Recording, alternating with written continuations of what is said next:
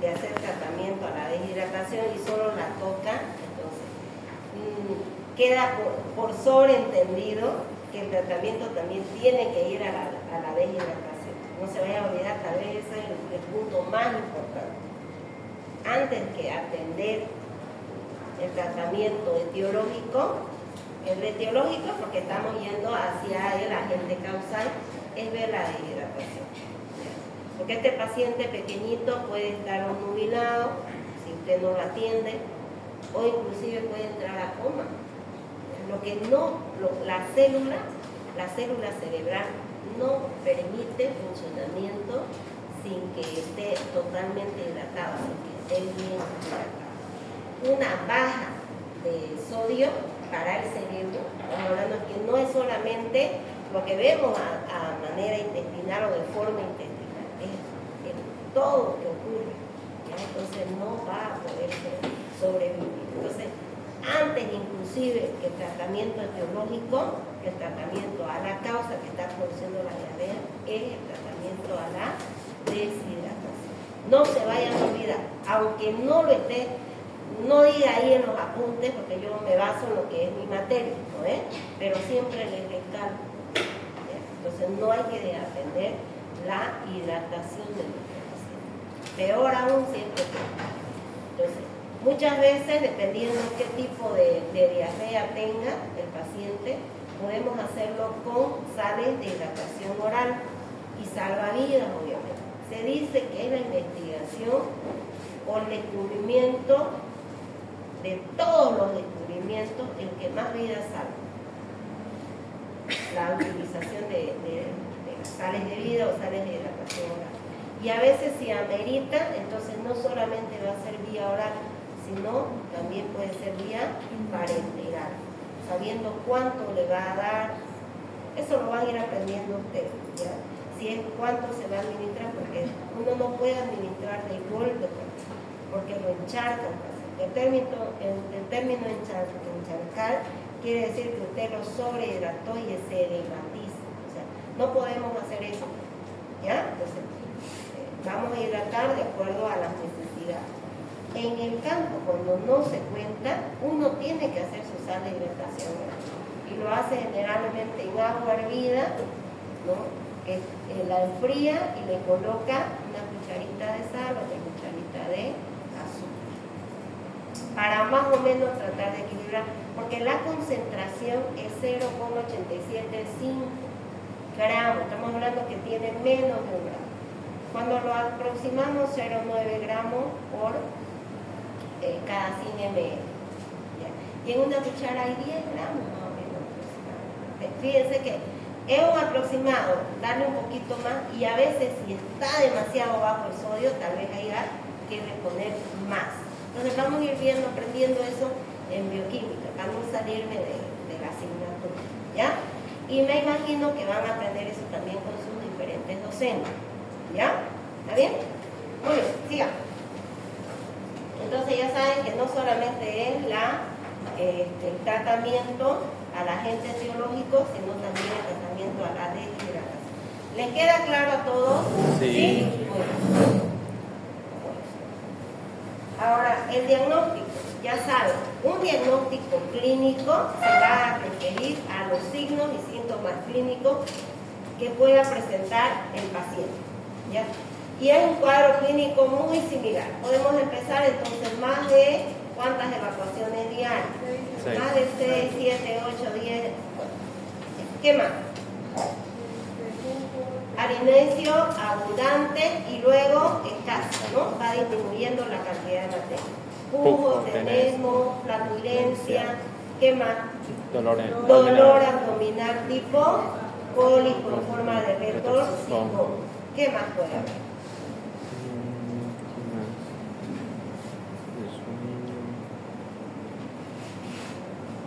Como cuando la materia fecal que se evacúa se va reduciendo en cantidad, ¿qué podemos encontrar en esa?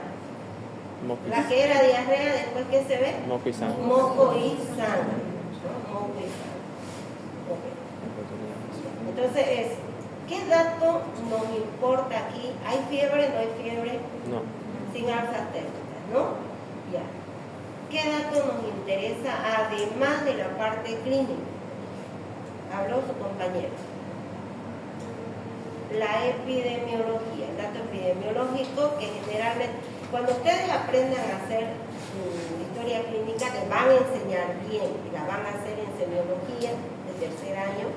Ustedes van a ver que parte de la historia clínica de este documento médico-legal viene la afiliación, y ahí dice de dónde es, dónde nació, de dónde procede, porque a veces no son, por ejemplo, una persona que vive en Santa Cruz no siempre puede ser de Santa Cruz, puede ser que nació en otro lugar, ¿ya? Entonces ahí queda establecido. ¿Se entendió? Sí. Bueno, entonces ahí la parte de epidemiología. Muy bien. ¿Qué otro dato más?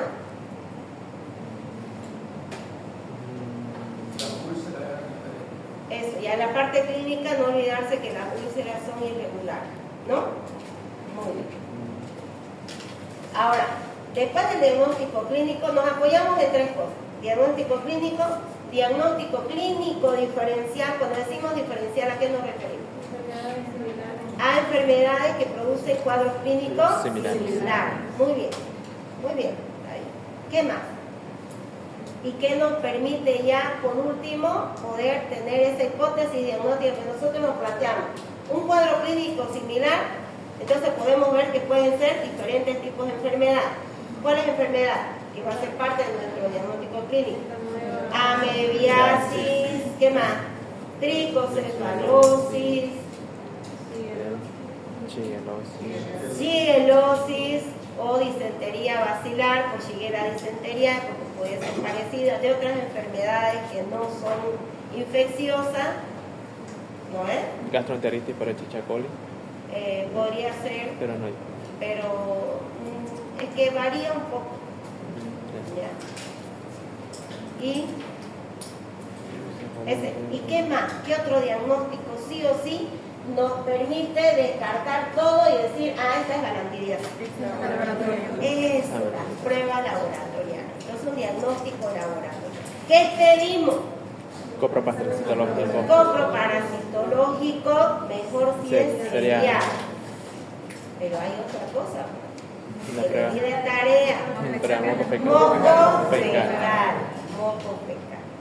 Y saber interpretar el moco fecal. ¿Quedó claro? Sí. En ambos casos, ¿qué buscamos? ¿Qué tendríamos que observar? Tanto en el moco fecal como en el coproparasitológico. Si está en la fase aguda de la enfermedad, tendrá que haber trofosoritis. Y en caso que estuviera ya en fase crónica o no sea grave, sea leve, ¿qué podemos observar? Quistes. Muy bien. Si así se acordaran, siempre no habría necesidad de tomar examen, ¿no? En cuanto a la epidemiología, predomina esta parasitosis, predomina en zonas tropicales. Y como les decía, en Bolivia, su prevalencia es inferior al 1%, o sea, es baja, pero esta aumenta dependiendo del lugar de exposición donde haya criadero. Entonces, si la contaminación o el contagio ha sido de un animal al hombre, de cualquier forma que hubiera llegado, entonces puede ser que no sea porque lo tocó al animal, ¿no? Sino con la S o excreta del animal, entonces sería una zoonosis, ¿no? En cuanto a la prevención, ya saben, ¿no? Lo recomendable es que antes de defecar y después de defecar se lave las manos. Es lo ideal. Y el lavado adecuado de frutas, vegetales, hortalizas antes del consumo, mejor si se utiliza algún tipo de desinfectante además.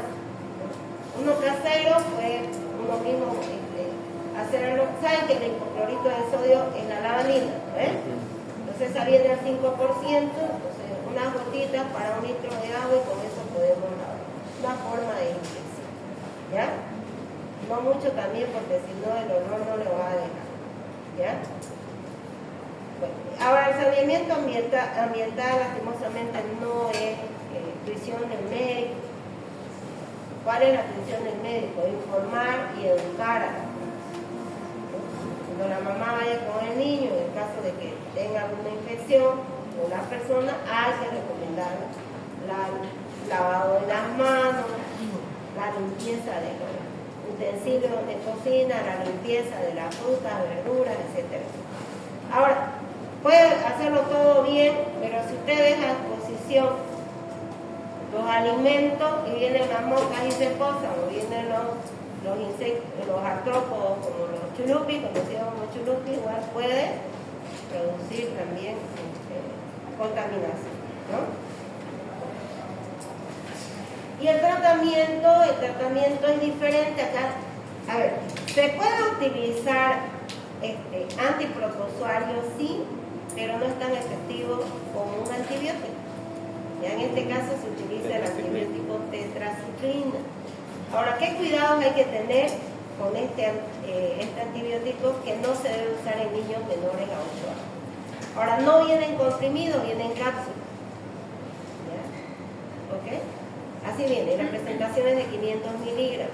Entonces, en niños pequeños, en caso de esta infección, seguramente le vamos a tener que dar otro tipo de tratamiento, pero generalmente lo que nosotros avanzamos es el tratamiento de primera línea, y a veces ya tocamos el de segundo, ¿ya? El tratamiento de primera línea es la tetraciclina. ¿Qué quiere decir eso? El más efectivo, ¿ya? Entonces, un antibiótico, la tetraciclina. Presentación, forma de presentación, solo viene en cápsula. ¿De cuánto? De 500 miligramos. Entonces, para un adulto, la dosis es de 4 cápsulas en el día. Si digo 4 cápsulas en el día, 24 horas, entonces, ¿qué se supone? Que lo tengo que dividir entre 4. Entonces, ¿cómo nos quedaría? Cada 6 horas. Entonces, máximo 2 gramos durante 10 días. ¿Quedó claro eso? Y si fuera un niño de 8 años, fíjense, ya de 8 años ya puede tragar la cápsula, porque en realidad lo traga, puede ya.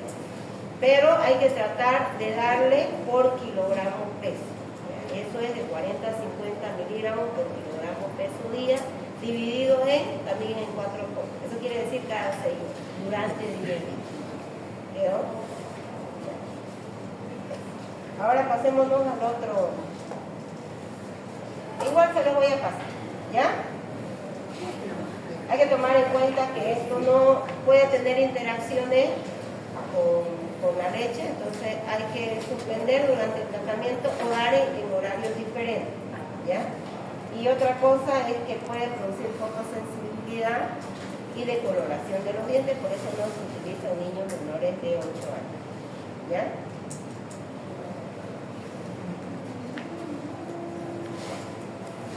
Ahora vamos a usar de un flagelado en este caso, pero ya no tiene localización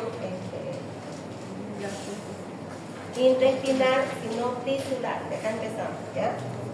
Ahora, el Trichomonas vaginalis es un protozoario flagelado que solamente existe el trofozoito, no hay quito. No hay forma de resistencia.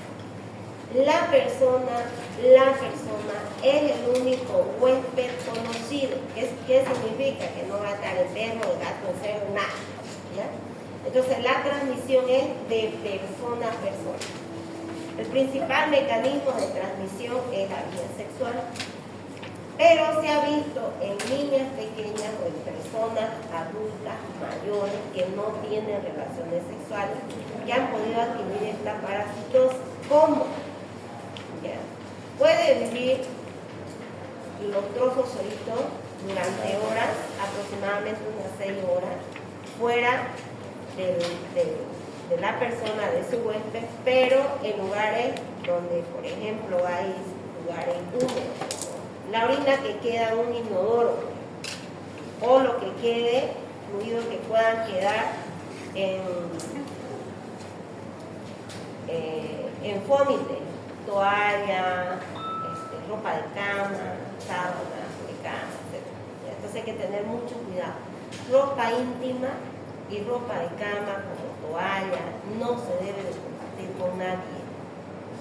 Enseñen a las hermanas menores si tienen, porque a veces se pone la ropa del hermano, ¿no es? O de la hermana. Entonces esas cosas no.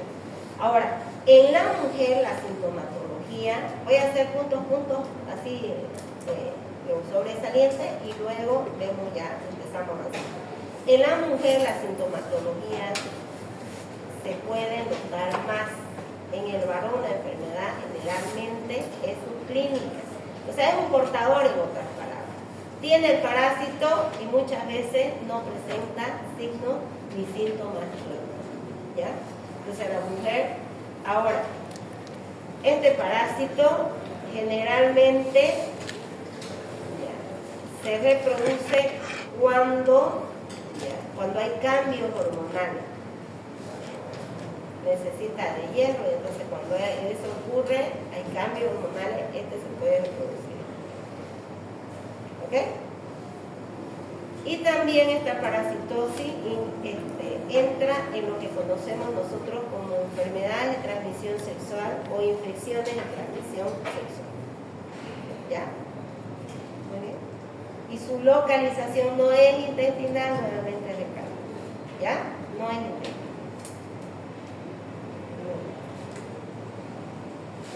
En cuanto, lastimosamente no puedo mostrarle la forma porque no estamos, pero en cuanto a su forma, si quieren apóyense si tienen el libro por ahí y ya yo voy a hablar. Tiene una forma ovoidea, ¿ya? Ovoidea. Mide aproximadamente, de longitud, mide aproximadamente entre 10 a 30 micras y de ancho entre 10 a 18 micras. ¿Qué presenta en el interior? ¿Qué se puede ver? Una estructura a forma de barra que lo divide, como si lo dividiera. Esa forma de barra, ¿qué se llama? Axostilo. Axostilo. ¿Qué más presenta? ¿Qué es lo que se ve? Ya le dije la forma, el tamaño. Ahora vamos a ver el contenido. Un núcleo grande en la parte central, en la puntita un blefaroplasto, y de acá emiten 4 flagelos. Y de este mismo puntito del blefaroplasto sale una membrana ondulante. Entonces, ¿tiene movimiento? Sí. ¿A través de qué se mueve? De sus flagelos. ¿Existe la forma quística o de resistencia? No. Solo el trofozoito. ¿Ya? Y ya saben que su principal fuente de diseminación o mecanismo de transmisión es la vía sexual, no el contacto sexual. Ya saben que el humano es el único huésped conocido o natural, ¿ya? Ahora, ¿dónde se va a reproducir este parásito? En las vías urinarias y genitales tanto del hombre como de la mujer, pero en la mujer produce más clínica que en el varón, ¿ya? La transmisión ya les dije que se hace por contacto directo y principalmente de tipo sexual, a no ser que haya un contacto de fluido con las manos y fluido y contacto con áreas genitales, ¿ya? Pero no ingresa por la boca.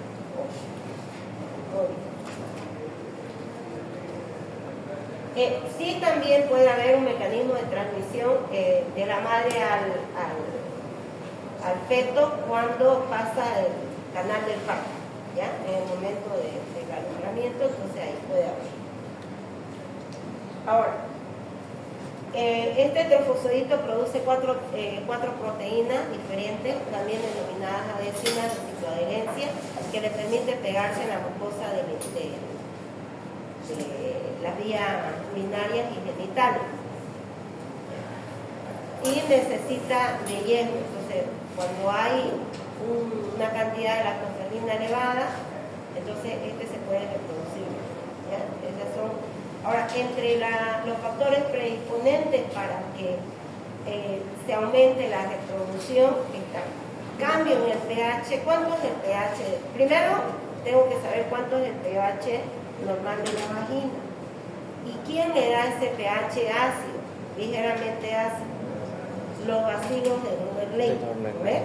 Esa viene a ser nuestra flora bacteriana normal. Cuando hay cambio hormonal, entonces cambia también la cantidad de bacilos de Dodley que se produce. Si baja o disminuye esta flora bacteriana normal, entonces el pH aumenta. Cuando es menos ácido, el pH es mayor, ¿no? ¿Cuánto es lo normal? Aproximadamente entre 4,5 a 5. Eso es lo normal. Sube un poquito, entre 5 a 6, y ya es un factor predisponente para que este parásito pueda reproducirse fácilmente. ¿Se entendió, no? Entonces, primero parto del valor de referencia y después veo. Entonces, si aumenta un poco, de 5 a 6, ya puede ser un factor predisponente. Muy bien. Otro factor importante es como les decía, la ausencia de la flora bacteriana normal. La disminución entonces de los bacilos de Dodley. Y otra es la deficiencia de estrógeno. Por eso responde muy bien a los cambios hormonales.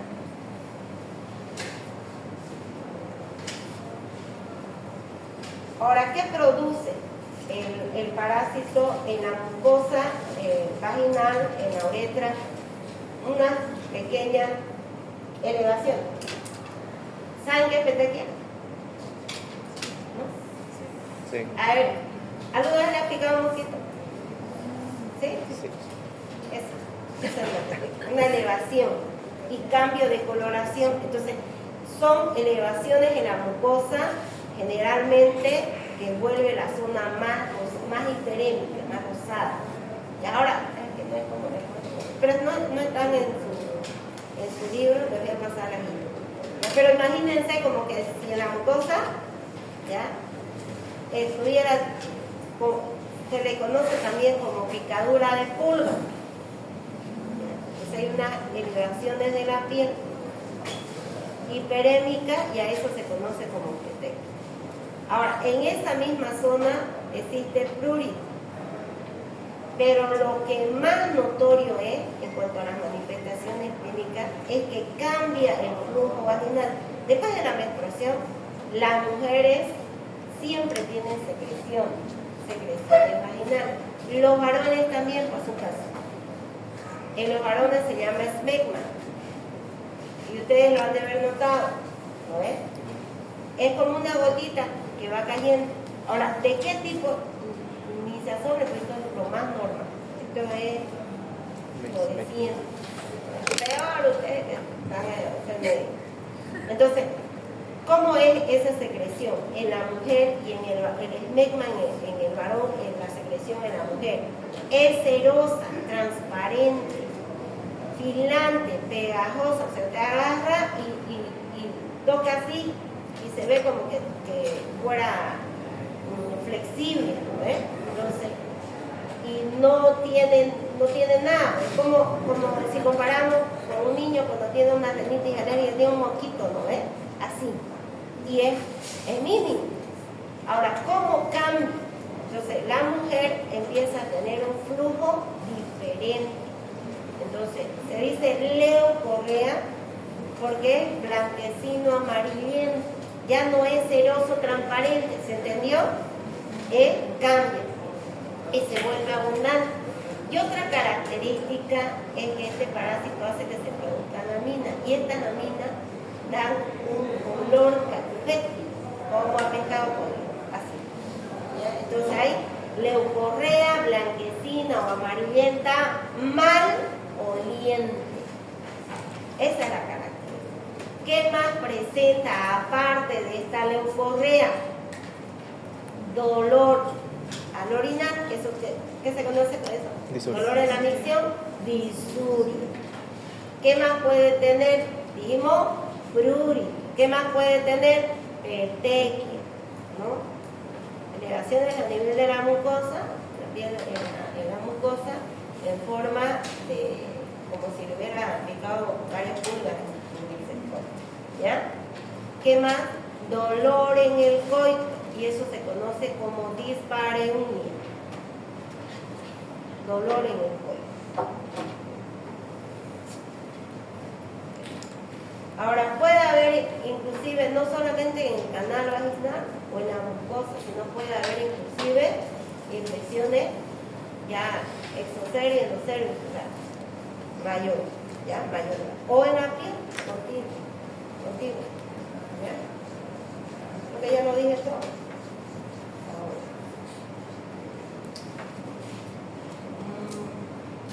En las diapositivas van a ver ustedes el flujo, como las características y también ese punteado rojizo o las petecas, ¿ya? Ahora, si tiene disuria, tiene dispareunia, pero además tiene prurito, puede ser que ese prurito no la deje descansar, entonces puede haber irritabilidad y insomnio, ¿ya? Pero es por lo anterior.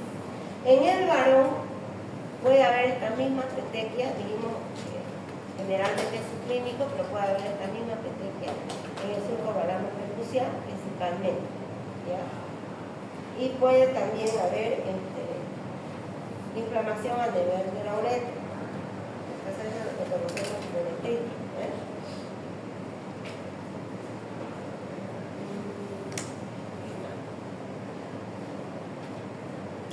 ¿Cómo diagnosticar? Examen directo a la secreción. Si va una mujer, generalmente va al ginecólogo, o por ahí le toca en provincia, o jóvenes, ¿no? Jóvenes y señorita, y ahí esté todo. A veces no cuenta con nadie más, que te cuenta usted no. ¿Ya? Entonces ahí coloca, si ustedes quieren hacer una inspección más detalle a su paciente, entonces la pondrá en posición ginecológica. Y tras que usted se acerque, ya va a sentir la diferencia del olor y características. Así literal, de verdad. Entonces, ¿qué muestra sería la que se va a procesar? Las secreciones. Secreción vaginal. ¿Y en el varón? Complicado la secreción uretral que puede darse, que se puede solicitar. Más complicado, pero ¿qué entonces? ¿Qué creen? ¿Qué es lo común? Ajá, el estudio del sedimento urinario. Que un examen general de orina hace un estudio físico-químico de la orina, propiedades organolépticas. Acá es un sedimento, del sedimento urinario. ¿Ya? Ahora entonces, si es de la secreción vaginal, entonces a través, con la ayuda de un espéculo, ¿ya? Y un hisopo, lo que hace es el espéculo le va a permitir poder abrir para que deje el canal vaginal expedito y pueda con el hisopo penetrar y sacar de esas capas y a veces cerca del exocervix sacar parte de ese fluido, de esa leucorrea y colocar en un tubo de ensayo que tiene solución fisiológica. ¿Para qué la solución fisiológica? ¿Por qué? Para disolver. Ya sirve para disolver, pero no es tanto para disolver. ¿Para qué?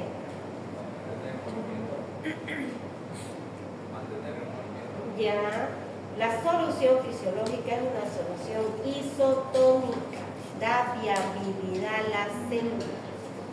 Para eso se utiliza la solución fisiológica. Obviamente que permite el movimiento y eso es lo que se ve. ¿Se puede hacer a través del estudio de un Papa Nicolau? Claro que sí se puede. Ahí ya se ve teñido. Pero ya se ve fijo, ¿no es? Con la técnica fijo. En cambio, en el examen, cuando decimos examen directo, por favor, no lo vayan a confundir con el comproparasitológico, ¿ya? Se llamará examen directo, pero ya saben que la muestra es otra, ¿no? No le van a poner en el examen comproparasitológico, ¿ya? Porque si no...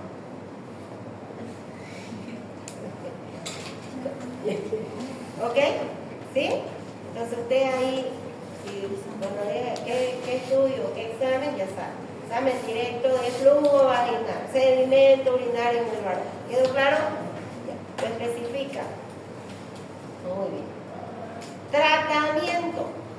Prevención. Antes, prevención. ¿Cómo prevenimos esta enfermedad? Es una enfermedad de transmisión sexual. Es una enfermedad de transmisión sexual. Se parece. Diagnóstico clínico, signos y síntomas clínicos. ¿Sí? Ahora, ¿hay enfermedades de transmisión sexual que pueden producir cuadro clínico similar? ¿Sí o no? Sí, como cuáles? La sífilis. Ya, Gonorrea. herpes simple tipo 2. Gonorrea. Gonorrea, producida por Neisseria gonorrea. ¿Qué más? Clamidia. ¿Qué más? ¿Por ahí, escucharlo? Candidiasis, por Candida albicans, que es una levadura, un hongo, que eso vamos a verlo un poquito más adelante. Otra.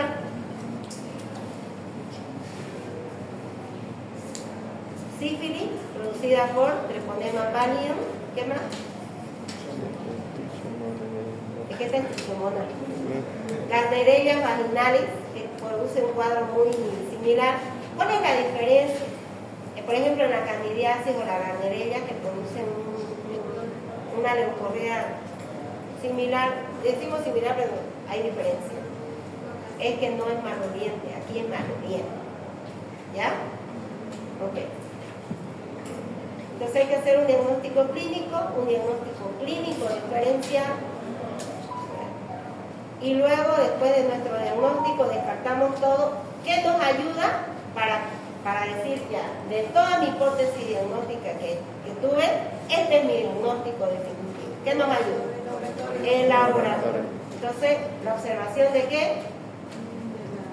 Trofozoito de Trichomonas vaginalis en fluido vaginal o, en el caso del varón, sedimento vaginal. ¿Se entendió? Sí. Prevención, ¿cómo prevenimos? Métodos. ¿Ya cuáles? Ya, el condón, muy bien. Otra. La abstinencia. El que no falla, nada, 100% de seguridad. No quiera, es la abstinencia. Otro método que no falla es tener una pareja, pues, no 3, 4, 5, 6. Eso no falla. Ojo, si va a hacer tratamiento, el tratamiento se hace a la pareja. Pero ustedes tienen que tomarlo con mucho tacto porque a veces hay que informar bien, ¿no? Sin crear mucha. Pero el tratamiento se hace a la pareja. ¿Ya? Muy bien. Cuidado, una ruptura familiar. Entonces hay que hacer. Pero el tratamiento se hace a ambos. Muy bien. Ahora, ¿qué se utiliza? ¿Qué con frecuencia se utiliza? Los derivados nitro y midazol. Hay varios, ¿no? Vamos a ver en orden de efectividad. ¿Ya? El primero, si es más efectivo, le vamos a llamar de elección. Primera línea. Cexnidazol alcanza un alto porcentaje a dosis única. ¿Ya? Entonces, cexnidazol hasta 2 gramos. El cexnidazol viene en comprimido de 1 gramo y viene un sobrecito con 2. Entonces, estamos dándole el tratamiento. Después viene metronidazol. Después ornidazol, tinidazol. ¿Ya? Ahora, los ginecólogos suelen usar, porque muchas veces la que va a la consulta y la que está con el problema ya está embarazada. ¿Ya? En ese caso, lo que estamos hablando de los métodos que son más efectivos es vía oral, pues, ¿no? Es sistémico, lo llamamos. Pero hay uno que puede utilizarse de forma tópica. Vienen óvulos, ¿no? Óvulos de provincia. ¿Ya? ¿Está bien? Óvulos. Metronidazol. Hay otros que vienen combinados con fluconazol también, pero ese ya es para óvulos, levaduras. ¿Ya? ¿Listo? ¿Lista? ¿Se acabamos? Facilito, más fácil sin diapositiva. ¿No ves? Vean que sí se puede a capela, ¿no ves?